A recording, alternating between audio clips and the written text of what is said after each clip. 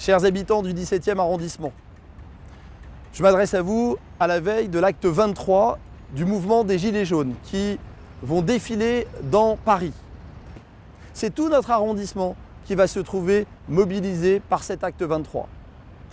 J'ai saisi cette semaine le ministre de l'Intérieur pour lui demander un maximum d'interpellations préventives, un maximum d'actions en amont de cette manifestation de demain qui est jugée à risque par les autorités policières. J'ai saisi ce matin le préfet de police, lui demandant d'étendre le périmètre d'interdiction du mouvement des Gilets jaunes des Champs-Élysées à tout l'arrondissement. J'estime que notre arrondissement est demain dans une situation très critique au regard des signalements et des signaux faibles que nous avons reçus de préparation d'un samedi particulièrement compliqué pour Paris et pour notre arrondissement qui sera en première ligne une nouvelle fois.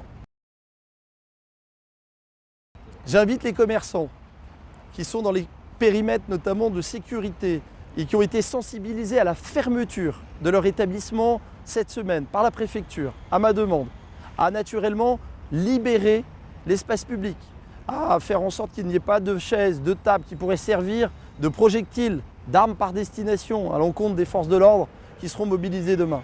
J'invite également les habitants du 17e arrondissement et des secteurs concernés, Pereire, Cardinet, Guy Môquet, à être extrêmement vigilants et à appeler le 17 pour tout acte qui leur paraisse suspect.